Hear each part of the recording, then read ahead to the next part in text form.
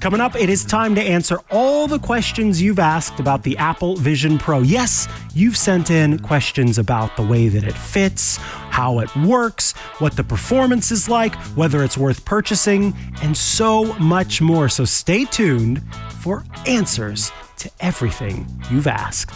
This is TWiT.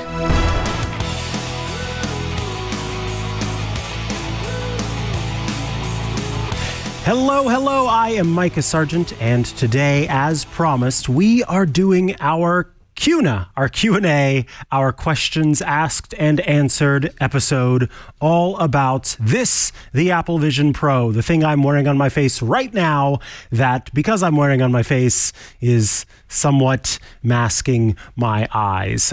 This is a device that I have been using since I picked it up on Friday, so I've had it for just under a week now and have been basically using it as much as I possibly can within reason and doing my best to make sure that I could answer the questions that you've asked. You all sent in your questions.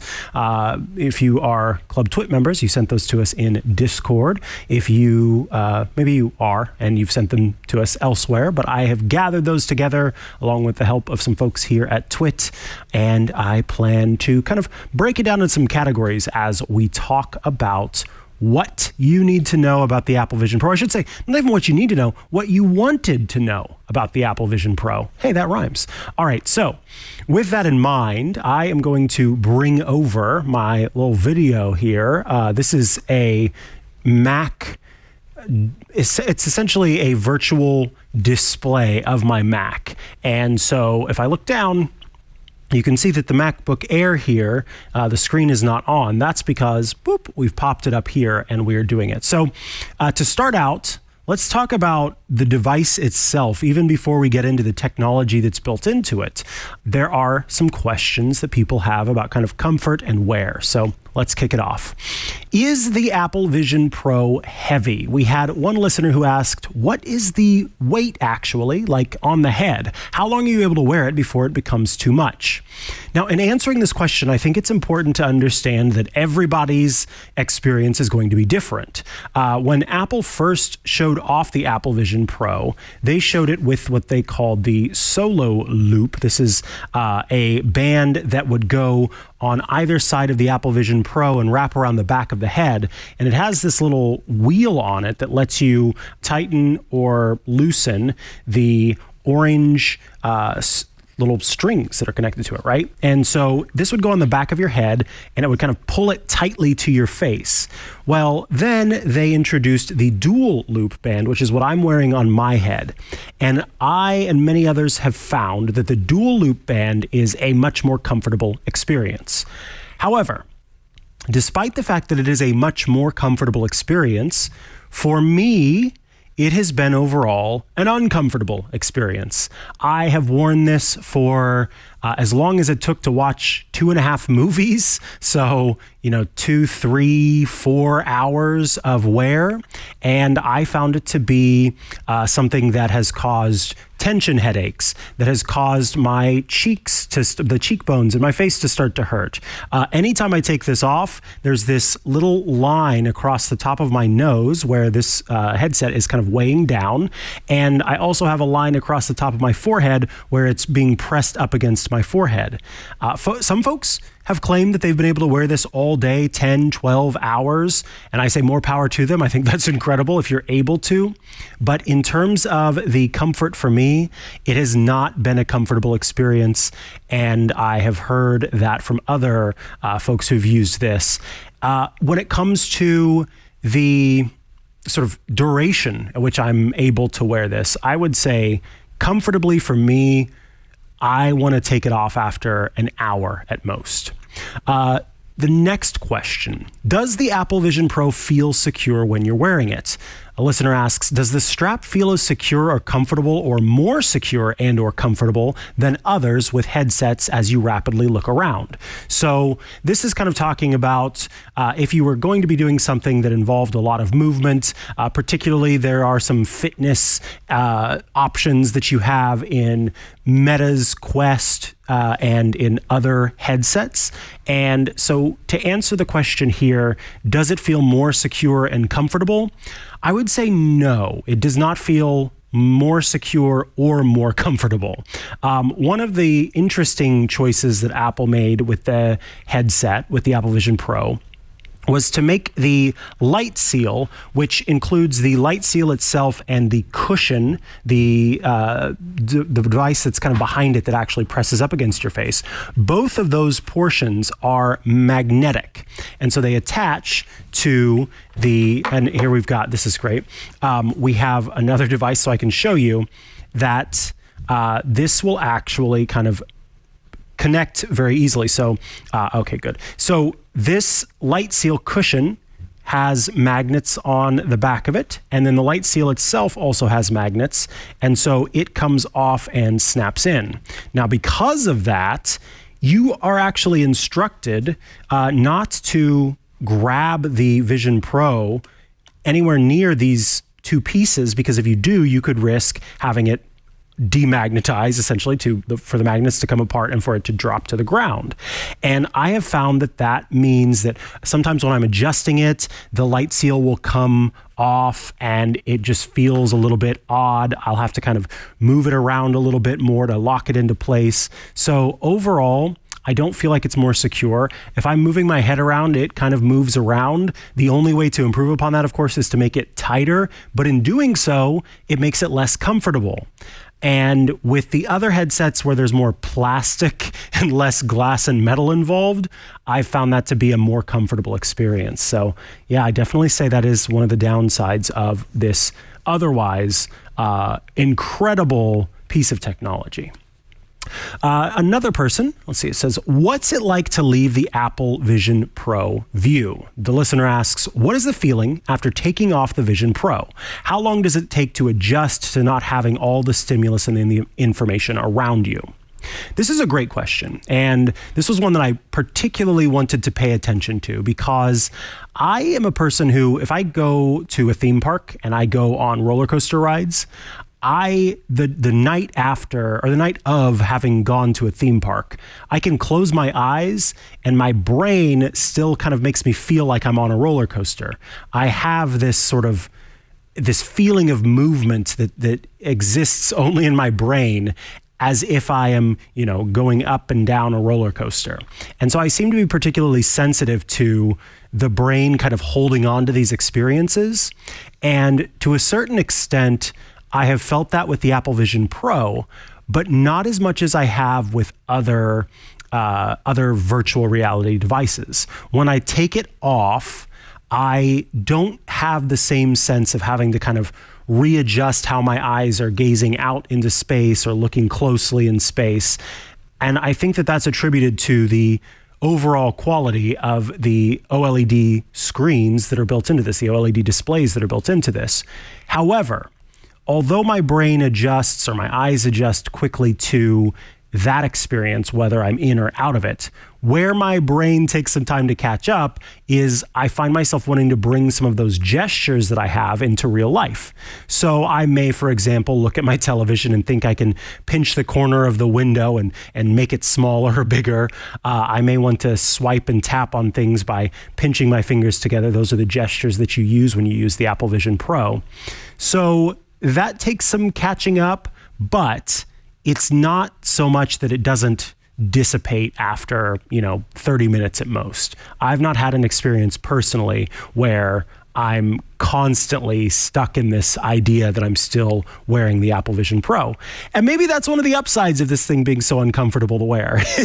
My brain knows I'm not wearing it because I'm not experiencing discomfort. Yay! Let's see, what else are we asking? How long does the Apple Vision Pro battery last? One of our listeners said, can you plug it in and keep using it all day, or does it require the battery pack for power? Well, it does require the battery pack for power. However, despite the fact that it requires the battery pack for power, you can also plug it in and use it all day. So I have the battery pack here, and in order to use the device, you literally have to click it into the side. Oh, in fact, we can show that. You have to click it into the side of the headset. So there's this little space on the left temple, and the battery itself has a little connector, and you pop it into the little temple area, and you rotate it and it locks in. Now that it's locked in, the battery is connected and it's able to power the device. And this also means that it does not come loose very easily. This is stuck on there. They didn't do a magnet thing in this situation because you'd have the issue where you'd accidentally knock it off and then suddenly it's, flying away from you, and that's troublesome.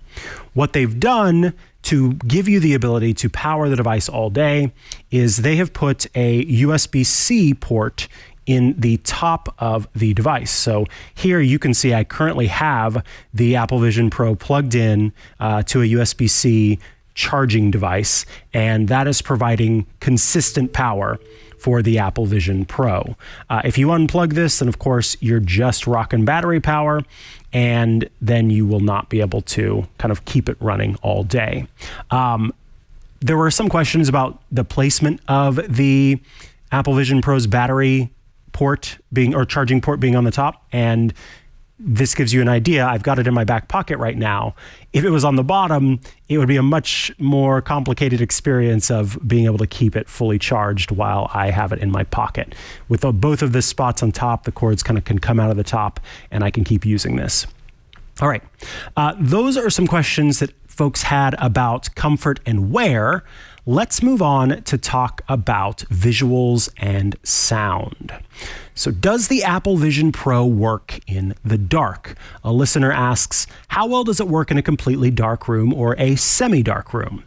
My experience has been that in a semi-dark room to a fully lit room, the experience is, for the most part, fine. Now, it depends on what you're doing. If you want to play a game like Fruit Ninja that requires kind of precise hand tracking from one spot to the other, or another game or interaction that really needs to kind of see from point A to point B as you're moving your hand and the whole time through, a semi-dark room might not be a good enough experience. You would need to have that room nice and bright. But in terms of how does it work in a completely dark room, well, I can show you using the cover that comes with the Apple Vision Pro. If we want to switch to the view, watch what happens when I take the cover and I put it onto the Apple Vision Pro. I will get a notification that says your hands may not appear over content because of low light, and then suddenly it says tracking has failed. Make sure nothing is covering the bottom of the Apple Vision Pro. We know that the cover is, and that your surroundings are well lit. So a completely dark room will cause the tracking to fail, and a semi-dark room may have a notification that says something about your hands not being able to be tracked, or some other warning to let you know that you need to brighten the space up.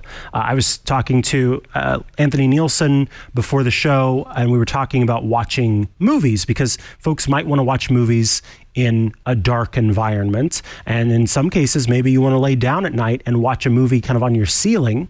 If the room's completely dark, that's not something you're going to be able to do. And instead, that is why you have the ability to kind of dim the lights in your field of view. Even if the rest of the room might be bright in real life, Apple Vision Pro can kind of bring down the lights for you in your space. Let's see, what else? So, do you really need lens inserts to use the Apple Vision Pro? We received questions from 2 listeners.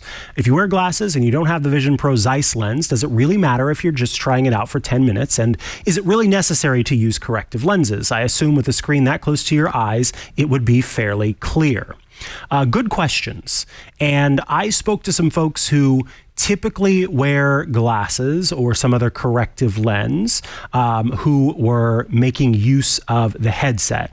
And there is a difference in the experience if you do need corrective lenses, but depending on the level of correction that you need, and also, yes, if you're nearsighted versus farsighted, those will play a role in what things look like for you.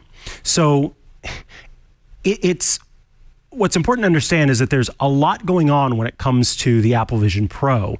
There are multiple cameras that are looking at your eyes to view how your eyes are moving and use that as a matter of tracking. The two displays will adjust based on where your eyes are placed as you're looking around and gazing at different parts. That is how you do the interactions. And all of that is going to impact your experience with the Apple Vision Pro. And if you have things like if you have an astigmatism or you have some other issue that is that involves your eye, those could also make a difference. And so ultimately, that is why Apple suggests either getting the Zeiss lenses. For folks who don't know, Apple works with Zeiss. You send your prescription in, and then Zeiss sends you the proper lenses for you and your prescription specifically. If you have contact lenses, though, in many cases, it's okay to wear those contact lenses and use that along with Apple Vision Pro.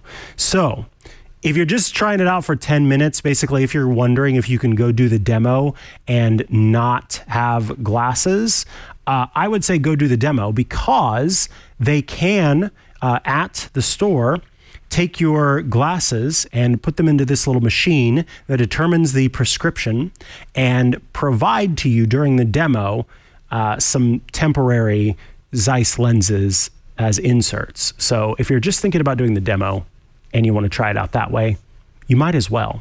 But in the long run, I think it would be, if you're going to spend $3,500 on this, make it the best experience you possibly can have with that proper addition. All right. This next question is about built-in speakers. Do you have to use the built-in speakers with the Apple Vision Pro? So as you know, or may know, on the side of the device, on the left and right-hand side, there are two speakers. These are speakers that are supposed to provide spatial audio. And frankly, I feel that they've done a good job of providing that experience. You can kind of, in fact, I was having a conversation with a few folks in with my Apple Vision Pro on over FaceTime. And when I turned away from the FaceTime call, the speakers made it sound like the people were talking behind me, which was partially disconcerting, but also really cool to experience. But the listener asks, what's it like to wear headphones like the AirPods Max with it? So Apple has special integration with AirPods Pro. It's the second generation of AirPods Pro with the USB-C port. That specific pair of AirPods Pro have a new chip in them that makes for what's essentially an all but lossless audio experience. Not only all but lossless, but more importantly, very low latency, ultra low latency experience. And so if you're using those AirPods Pro, it's worth watching movies and absorbing some of the other content that involves kind of things flying at you and things happening in 3D space. Wearing AirPods Max, those are actual headphones, is a little bit tricky, because you'll notice that this strap and the temple area are going to take up a lot of space. So I'll show you again here on this headset. You have a situation where right where you'd want to have your AirPods, there's kind of not a lot of room there. So AirPods Pro, something that just goes in your ear, is going to provide for a better experience.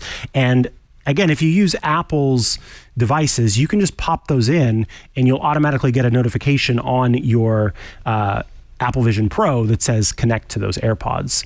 I have found overall that I prefer listening with the speakers that are built into the Apple Vision Pro rather than using some sort of Bluetooth speaker. And I just spoke with Brian X. Chen of the New York Times earlier today, who was rather upset to learn that his Bose speakers were not compatible with the Apple Vision Pro and that he couldn't wear those at the same time. So your mileage may vary, but ultimately, AirPods Max might not be your best experience, but something like AirPods Pro would be okay because there's room. You can pop them in.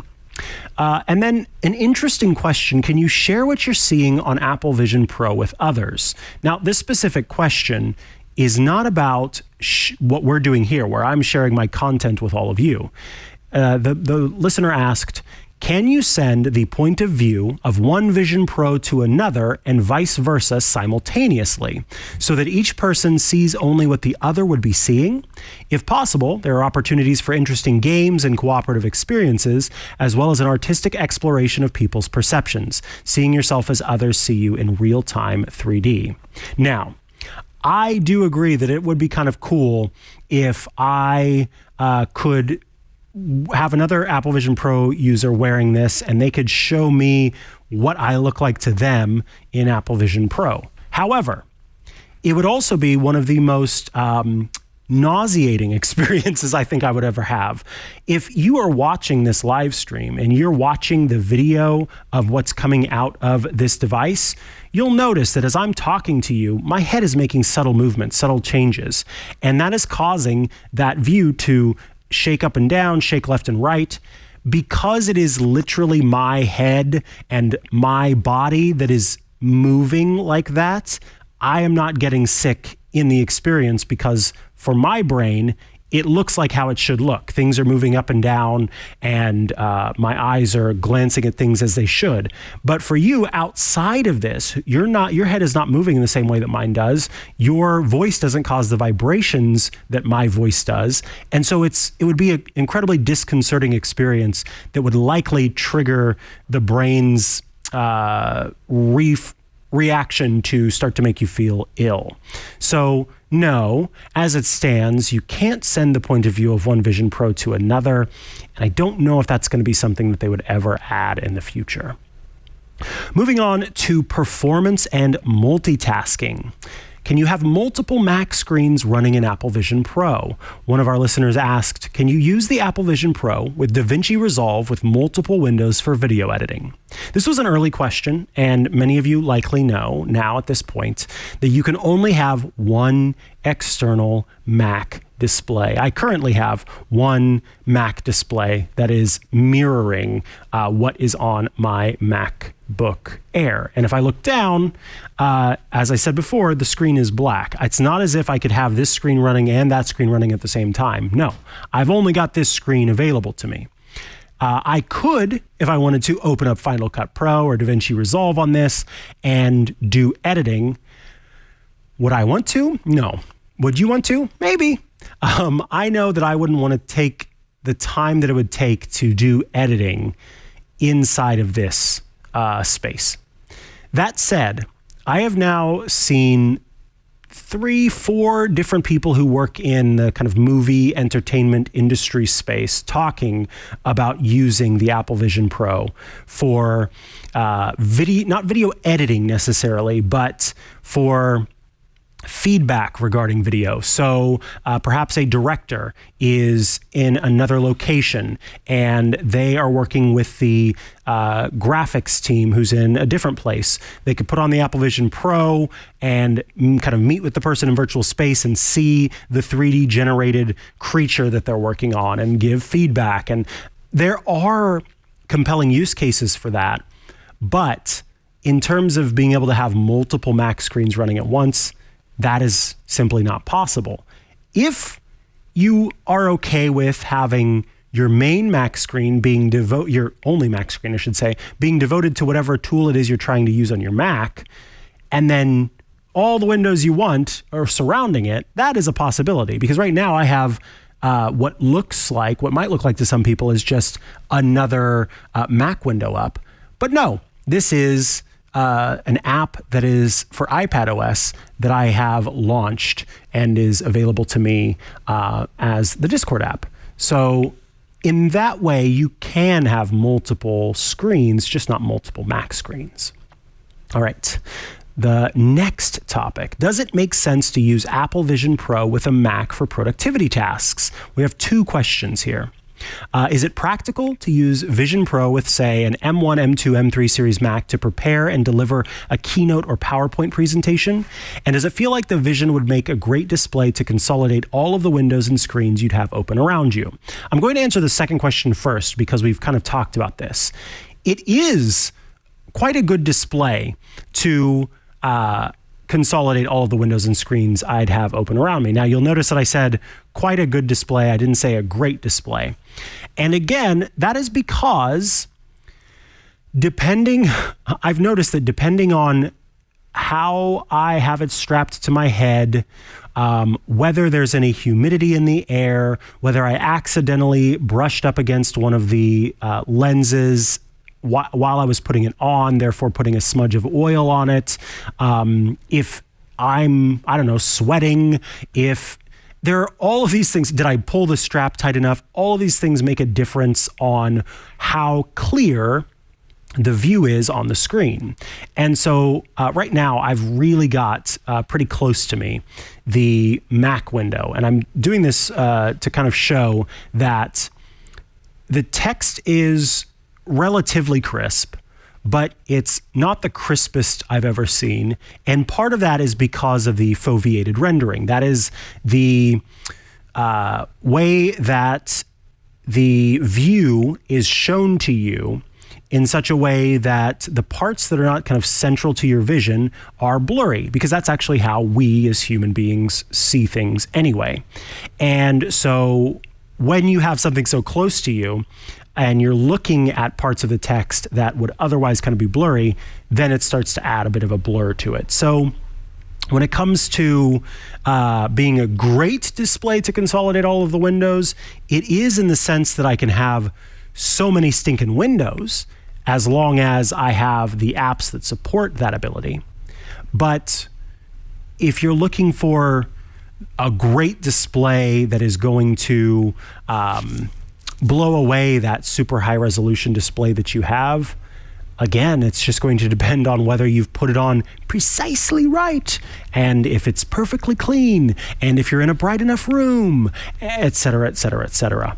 All of that plays its part. Now, when the listener asks, is it practical to use Vision Pro with an M series Mac, with an Apple Silicon Mac, to prepare and deliver a keynote or PowerPoint presentation? I think preparing a keynote or PowerPoint presentation, it could be fun. I don't know if I'd call it practical, but I think it could be fun if you have a Bluetooth keyboard. Because, and let me just see about launching. Where did I put that? Do I have Keynote on here? I don't think I do at the moment. So I have tried both Keynote and PowerPoint, but in each instance, you're really going to want to connect this either with your Mac so that you can use your Mac keyboard, or with a Bluetooth keyboard, because that's the only way that you're going to be able to do true typing into this. You can pull up the on-screen keyboard and hunt and peck by looking at the key and pinching your finger, or you can bring the keyboard close enough to you that you can actually sort of tap it. But neither of those experiences is in any way enjoyable, and certainly is not practical. As far as delivering a keynote presentation, if you were doing it in a Zoom call or over FaceTime, then perhaps, because you could use your persona. That is the sort of digital version of you that the Apple Vision Pro will generate. And so you would look sort of like yourself, giving the presentation with your PowerPoint or your Keynote in the background. That might be okay. But again, you're using the word practical. And I don't think practical and this device belong in the same area, not the same baseball stadium, not the same planet. This is not a practical device. It is a really stinking cool, really complicated, and often uncomfortable device. All right, let's move along to use. We've got a lot of questions when it comes to this. Someone asked, what is the process for updating to the latest Vision OS? Well, for anyone who's updated an operating system of Apple's before, it's going to look very familiar. You simply launch the Settings app, and then you make sure you're on the General page, and then you choose Software Update. And then up will pop an update. If an update is available, you can tap to update it, and then you don't need to keep the device on your head. That's the great thing. You can take the device off. When you sit it down on the counter, the front display, if there's enough battery, and depending on if there are a lot of things that play into when it will do this, it will actually display a loading screen on the front of the display.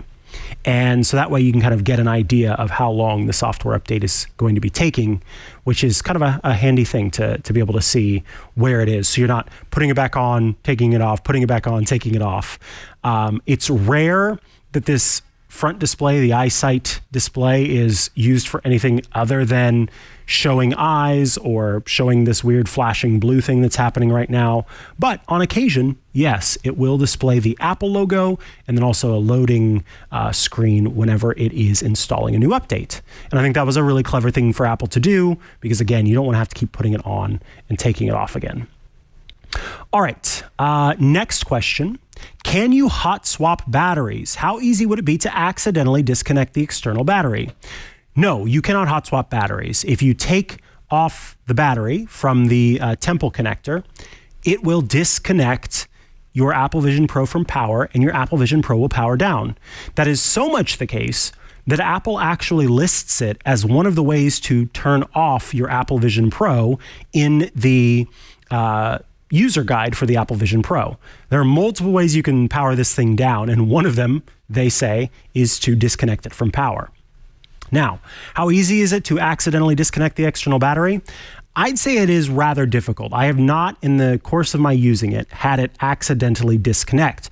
Part of that is because you have to twist up and pull out to disconnect it. If it was a twist down, it would be more likely that you'd accidentally disconnect it.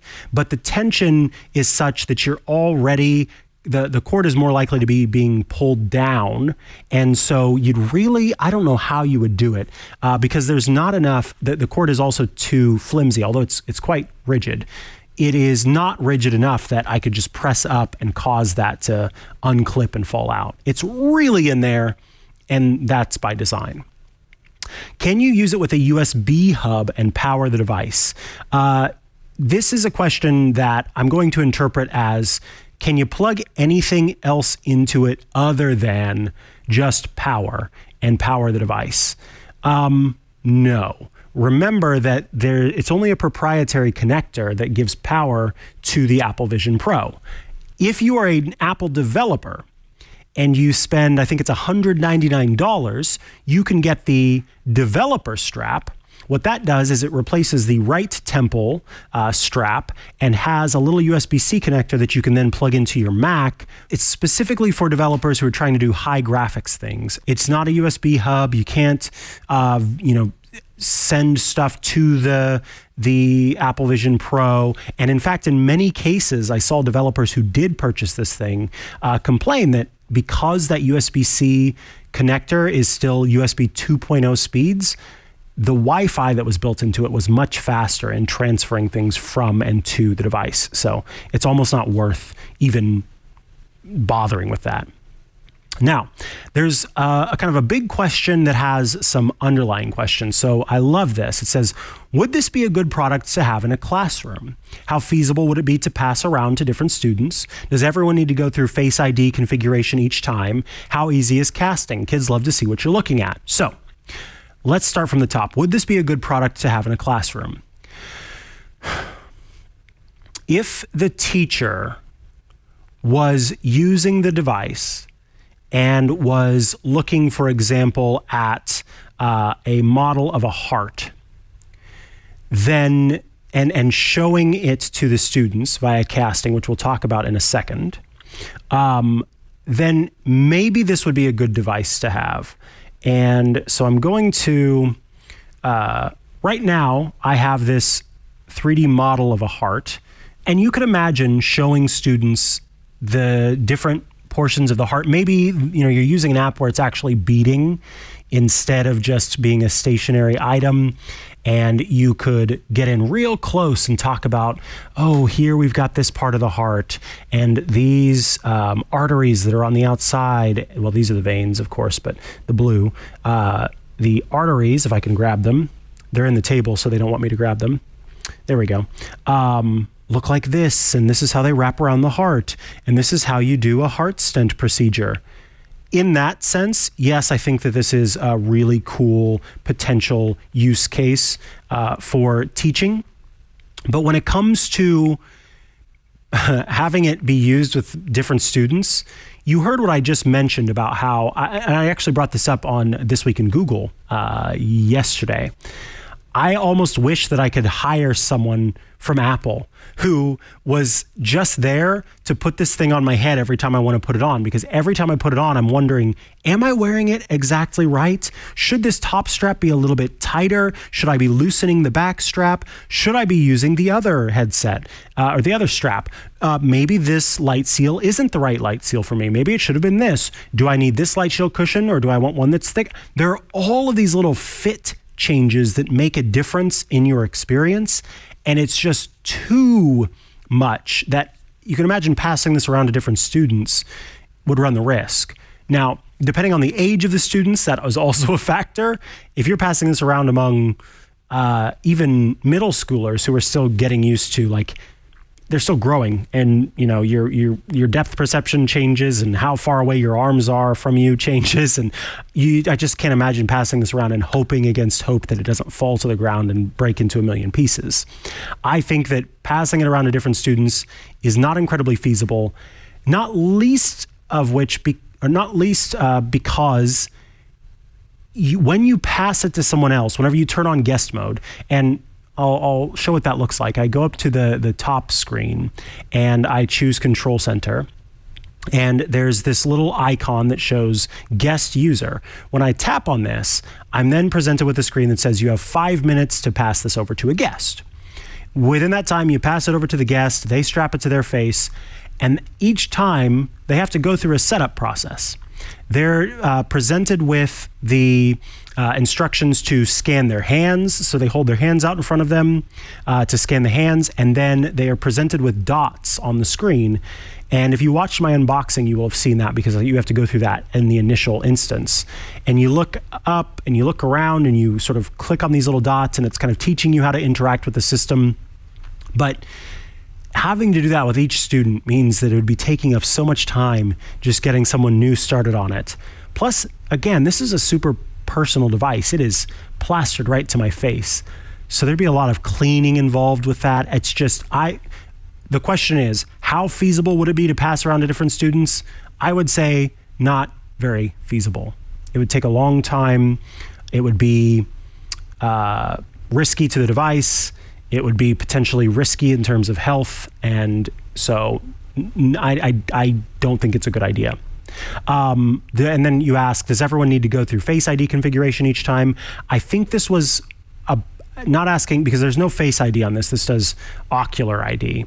And in that case, no. The person who is the owner of the device, the person who's turning on guest mode, has that ocular ID. But when you pass it over in guest mode, they don't need to scan their eye, because they're not going to be a long-term user of the device. All right, next question. How good are the multilingual settings if someone wanted to use it in Italian, for example? If you're an international user who somehow purchased this thing and has it delivered, it's not. How good is it? It's not good. Apple currently only has American English as the option for everything. There's no way to go into the settings and change the language of the UI to any other language other than American English. On top of that, if you're using this outside of the United States, the App Store is going to have far fewer apps that you can even download, if any at all, based on your region. That is because, again, it is a United States only device at the moment. So we, for example, had a contributor who was on one of our shows the other day, who got this device and lives in Canada, was not able to download the Zoom app onto it because Zoom in Canada was not there to be downloaded to the device because of region locks. So even as someone who's in the United States, who can purchase this in the United States and use it in the United States, if you're hoping for it to be able to be switched to another language like Italian, not yet. We'll have to wait for this device to launch in other places before that's a possibility. Now, the next question is more in depth, and so it's kind of a multi-part question. Can you capture photos and videos on the Apple Vision Pro? What's the file size of a 1-minute video file? What's the duration for the longest video file you can capture? How do you transfer videos from the Apple Vision Pro without using iCloud syncing? Great questions. So let's start with the first one. Can you capture photos and videos on the Apple Vision Pro? You can capture spatial photos and videos on the Apple Vision Pro. You click the side button. Here, let me actually move that out of the way.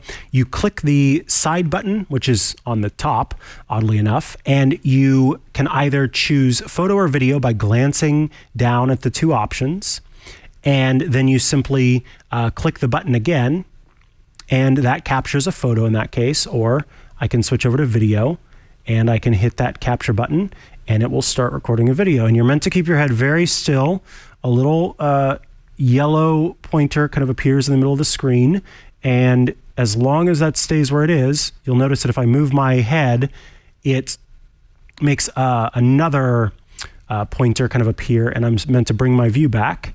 And then I stop and I can look down and see the videos that I captured.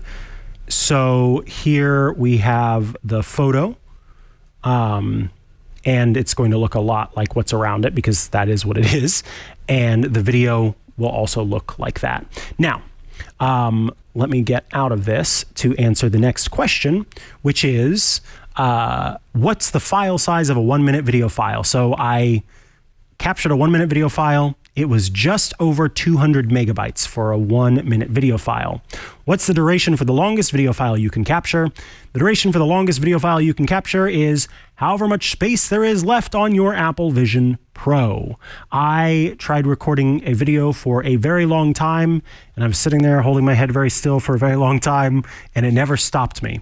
So whatever space you've got on the Apple Vision Pro, depending on what size you got, is how much space you have.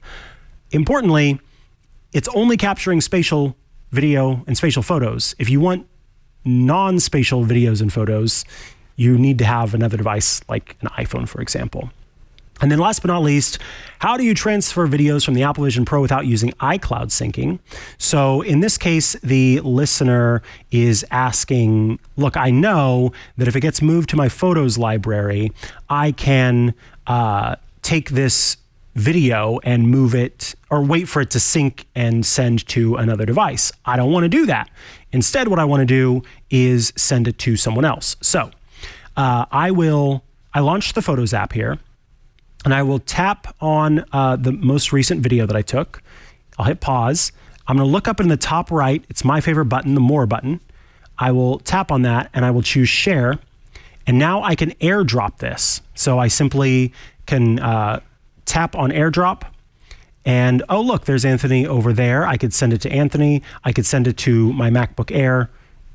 Simply works like that. I can also use the share sheet to email it or do something else with it. So you have multiple options for how you can get it off of your Apple Vision Pro. So this next question I think is very important. It is a question that this person had asked some other questions that we've already answered, but then they kind of ended things with, as a disabled person, can you tell me what accessibility features can be found in Vision OS? And I love this question because there are quite a few accessibility features presented in Vision OS. And what's great is that while I was at the Apple Store getting the fit right for my Apple Vision Pro, when I went to go pick it up, the Apple employee mentioned the accessibility features that are part of Apple Vision Pro. So we're going to launch the Settings app, and we are going to scroll down until we get to accessibility.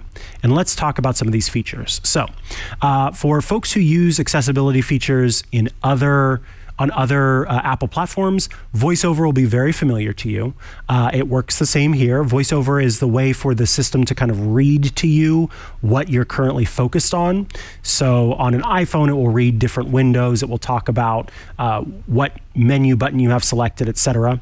Zoom is a way to, as you might imagine, zoom in on portions of the screen. So I have Zoom turned on right now, and I can use that to kind of look through and see different parts of the screen. Unfortunately, and this was what kind of bummed me out, Zoom does not work as a magnifier. So if you'll notice, as I move outside of the UI, it doesn't zoom in on stuff that's in real life. I wanted that to be a feature. I had some folks asking about that. That is not a feature. And that could be a privacy thing. If you can imagine sitting on a subway and then seeing somebody far away who had their iPhone and that's just sort of out of view. Can you imagine magnifying that person's iPhone and seeing what the numbers were that they typed in? I imagine that plays a role into why Apple didn't do it. You've got other standard options here: display and text size, motion, spoken content, audio descriptions. So I'm not going to go into those. Those are standard. But eye input, what I love about this is if you have one eye that works better, or that works, if your eyes work differently, and maybe you have an eye that doesn't do what you expect it to do, you can say that you want the Apple Vision Pro to track only one of your eyes, left eye or right eye. And so that is one way to do it. And then, as Apple points out in the settings here, if you can't use your eyes at all to control Apple Vision Pro, you can also use your wrist, your hand, or your head in pointer control settings. And so in pointer control settings, you can set it up that your head movement is what makes things, what lets you select things in the screen. So let's look at physical and motor. We can choose interaction. Assistive touch will be familiar to you. That is the ability to kind of set up it's a little menu button that gives you access to a lot more controls. And I'm going to come back to sound actions because I think this is one of the coolest things. Dwell control, it basically lets you make choices with different parts of the UI based on how long you keep your eyes on them, so how long you dwell on them. And then pointer control, again, lets you decide, and we'll turn this on. Right now, my eyes are what are controlling the pointer that's showing up on the screen. And so this is actually kind of a behind-the-scenes look at what the gaze feature actually is doing. But if I select control and I switch it to index finger, and then I select left hand, then I'm able to use my index finger to make selections of the screen. So it actually lets me, and I'm using my right hand to do the selection. So now my left hand index finger is the selector. I could choose the head instead. And so now as I move my head around, that's what's become the selection. I'm of course going to put that back to eyes, and I'm going to turn off pointer control. Now let's go back. Sound actions. I just think this is so cool. Apple has set it up so that you can use sounds from your mouth to control different things on the screen. So you could, go back, you could go forward, you could turn up the volume, turn down the volume, and you do it with sounds. So I'm going to tap on practice, and these are the different sounds. So for example, I can go, ooh, ooh, and it lets me know that I properly made that sound. There are clicking and clucking. There's the pop sound. There's the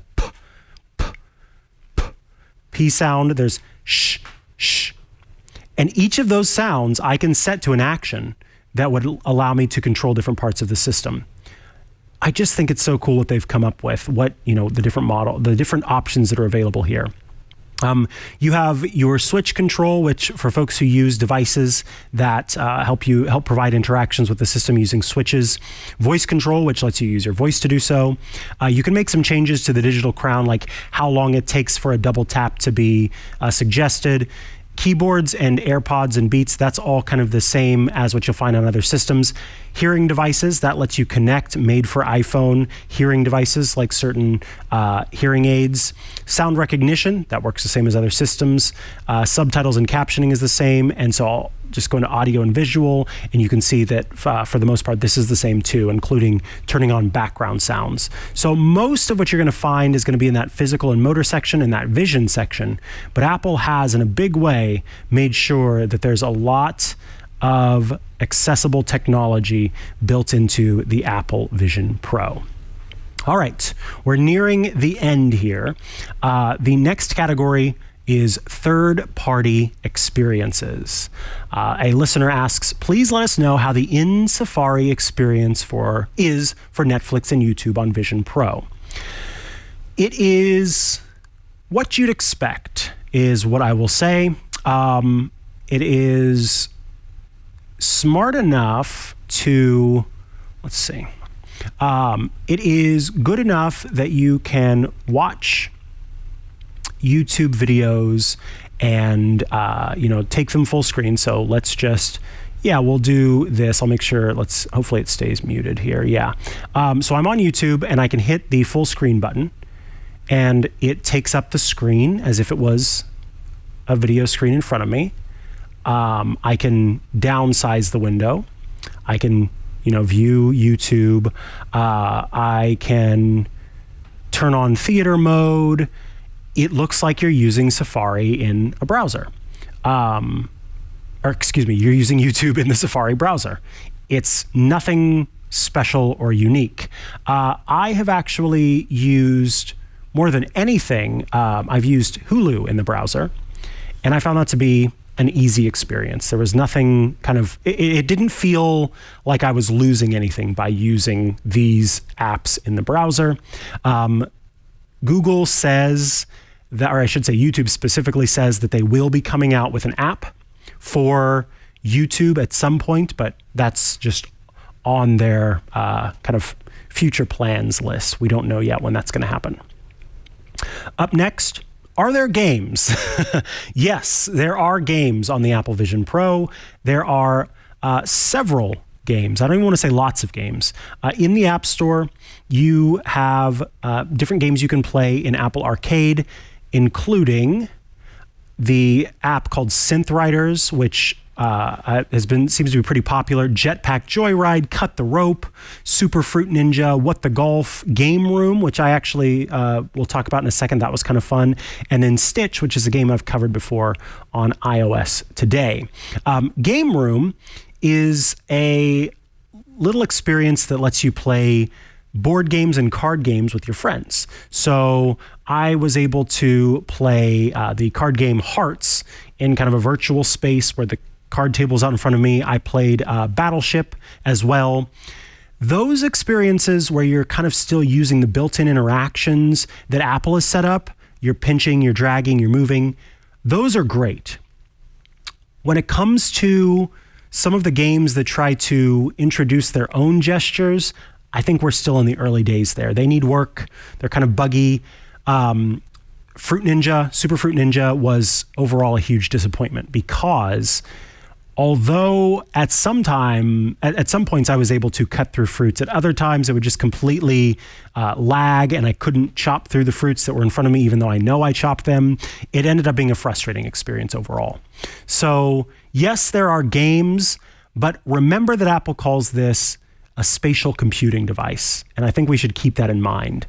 It's a spatial computing device, so it doesn't feel like games are first and foremost for this system.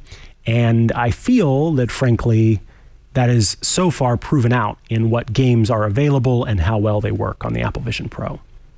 It's cool you can play with the pig in Super Fruit Ninja. You can play fetch with it and feed it and pet it, although you can't actually pet it. It just sort of makes hearts as you touch it. But it's not where I would want it to be for the game to actually be enjoyable. Can you watch 3D videos uploaded to YouTube? This is kind of one of the big complaints that I've heard about the Apple Vision Pro headset early on, that it is unlike other virtual reality and augmented reality headsets in that it doesn't work with some of the standards that are available. Let's just say there is a certain lucrative category of content that involves virtual reality, and it is consumed by a large enough audience that there were enough people who were upset that they couldn't watch this kind of content in their very expensive Apple Vision Pro headset. And yeah, overall, the best 3D experiences that I've seen have come from Disney Plus and Apple TV itself. That content is, yeah, yes, Discord, yes. That has been the best experience when it comes to 3D content. All right, let's see what is next. Do the iPadOS apps translate well? I have found that they do. Let me scroll up. This Discord app that I have right here, this is an iPad app. This is not a Vision OS app that was created.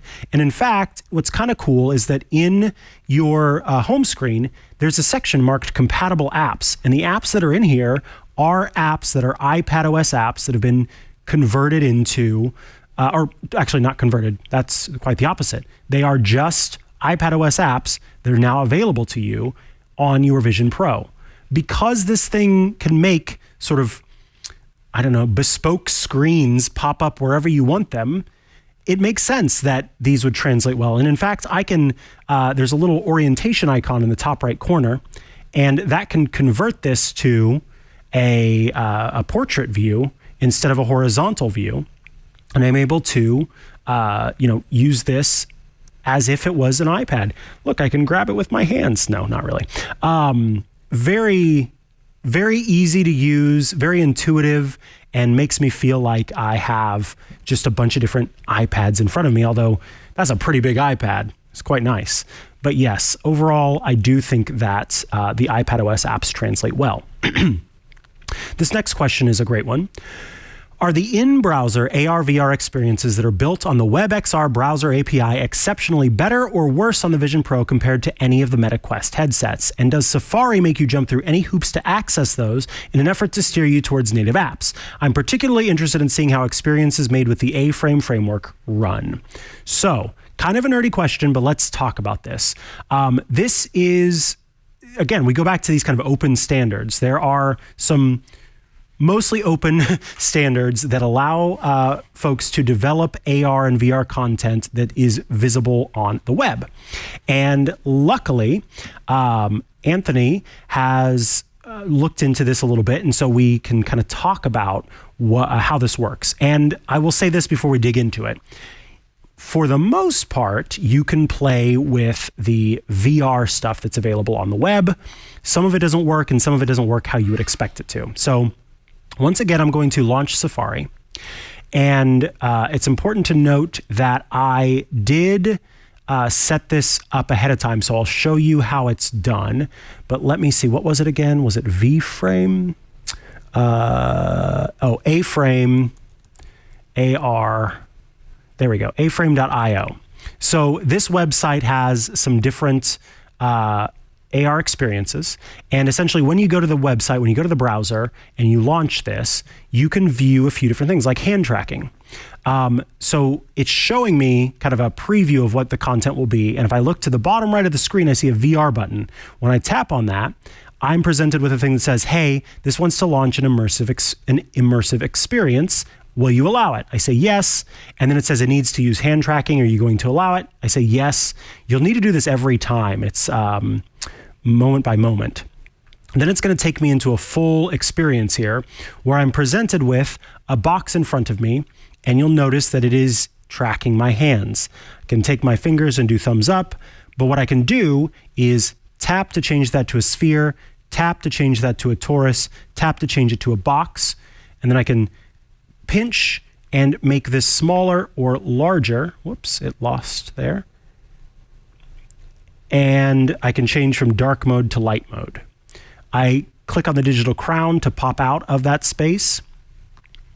And then I could choose a different one, like let's do the responsive UI. And the reason why I want to do this one is because if I go into the VR space for this one, I'm not able to actually access this. The only way that I'm able to access this is from the browser. When I go into the VR space, it doesn't allow me to select any of the posters that are here. So you can see I'm pinching, I'm trying to tap, I'm pushing, I'm pinching and dragging, I'm doing all sorts of things, and nothing is allowing me to interact with these three objects. The only way that I was able to interact with them was when I was just in the browser and not in the full immersive experience. So to answer your question, does it work as well as some other headsets? No, because other headsets, it's been my experience that they are far more open and able to use the open source tools that are available.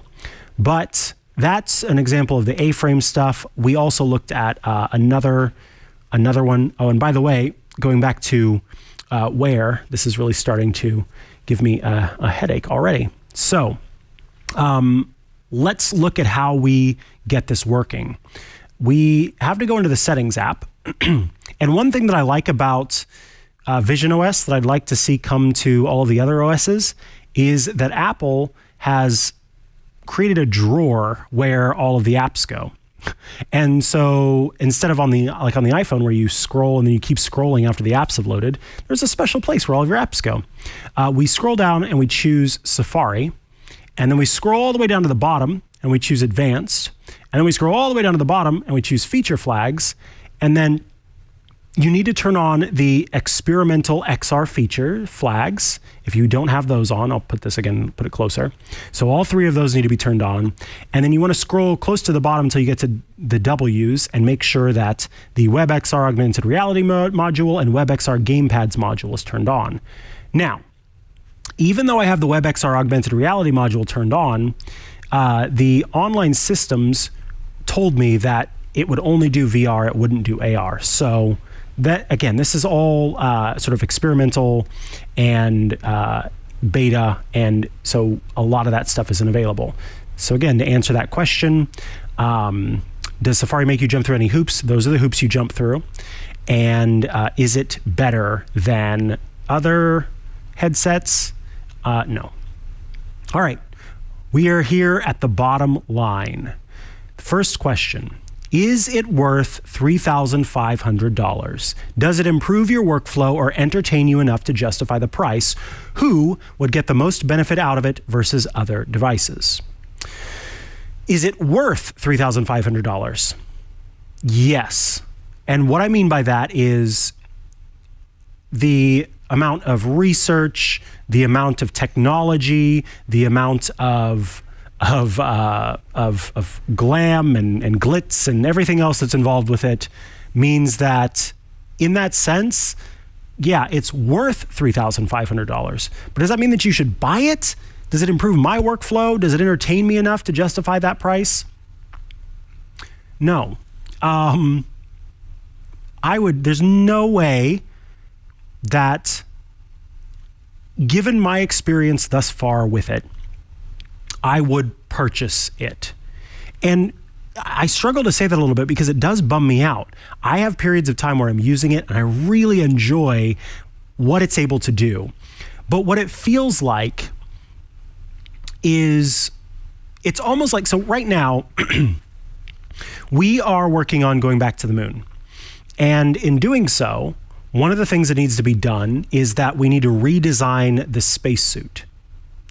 And the spacesuit's going to be new. It's going to have all this cool technology. It's going to keep people safe, et cetera, et cetera, et cetera. And if we look back at the spacesuit that we used to get to the moon in the first place, that's almost how I feel about this. It's early technology that got us to the stinking moon, this incredible thing that we didn't think we'd be able to do. I am looking through this tight spacesuit that is causing me to, clench up, and it's hurting my muscles, and I feel kind of constrained in it, and it's hard to really exist in this space for very long, and it just works for as long as it needs to, and then you're done with it. That is what this Apple Vision Pro kind of feels like to me. But it's letting me get to the friggin' moon. I have in front of me like Minority Report style screens that I can put all over the place. It's so cool. I can't get over how cool that is. And that experience itself, I think, is worth the money. But because of what I give up, because I'm having to put on that first spacesuit to get to the moon, that's the part that's not worth it to me. Because I can wait. I can wait to go to the moon. Maybe I need some more time in that gyroscope thing that the astronauts go in before it's time to go to the moon. And so, yeah, I don't think that it doesn't improve my workflow at all right now. And it does absolutely 100% entertain me, maybe even 200% entertain me. It's very entertaining. But because of the quibbles that I have with it, and quite literally the pain that I'm in most of the time that I'm using it, I can't say that it justifies the price. However, I think it's worth getting a demo of the device, and it's worth, if you really think about wanting it, giving it that, nearly 2-week try to see if it's something that you would want. Because your first initial impression might be this, wow, this is amazing, but you've really got to have it on for a while to understand if it's something you could see yourself using regularly. The next question is, it's 7 times better than the Quest 3 because it is 7 times more expensive than the Quest 3. This was one of the initial letdowns for me, actually. Anthony very kindly loaned me his Quest 3 for a week leading up to picking up the Vision Pro because I wanted to bathe myself in an immersed experience and virtual reality, augmented reality, so that I could compare. And so my first interaction with the Vision Pro was actually disappointment, because when I put it on, I expected for it to look so much different to what I was seeing on the Quest 3, given that it's 7 times more expensive than the Quest 3. And that was not the experience that I had. It looks better than the Quest 3, but it doesn't look 7 times better than the Quest 3. And then last, would it be advisable to wait for a 2.0 version before making this impression? Would it be advisable to wait for a 2.0 version before making this investment? Do you think the price will come down?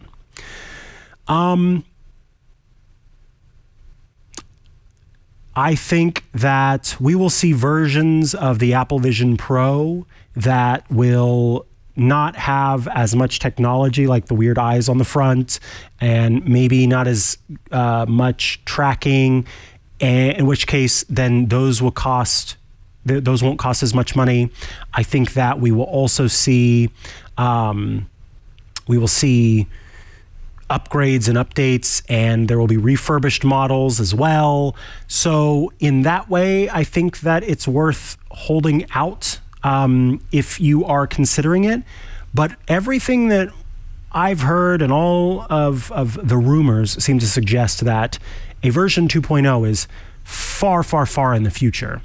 So if you're trying to strap on the first edition spacesuit right now, if you want to go to the moon right now, it may not be worth waiting in that case. And at the very least, just book a demo. Book a demo at your Apple store and try it.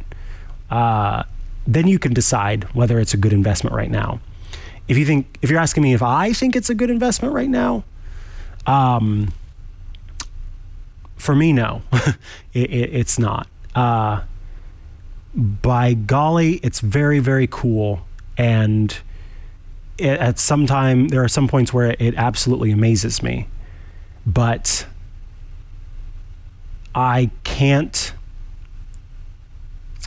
see myself using it anywhere near enough to justify the cost, given the discomfort that I have when I'm wearing it, and the stuff that still needs to be worked out. But who knows?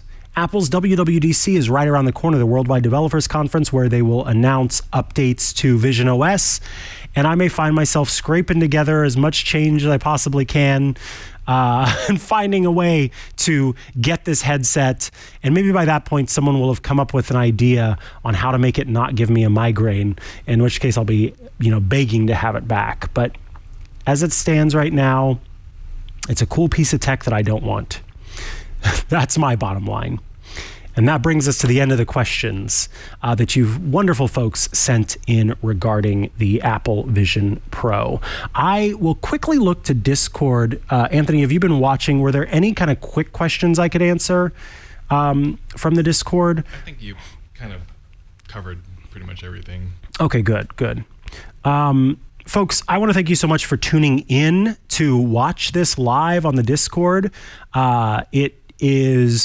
It has been a really fun, I know that I talk a lot about the pain and everything, but it has been a really fun time experiencing this fantastic technology, and more importantly, getting to answer these questions for you, getting to help you decide whether it's the right thing for you to buy, or maybe you just, you got the FOMO going on and you just want to hear more about it.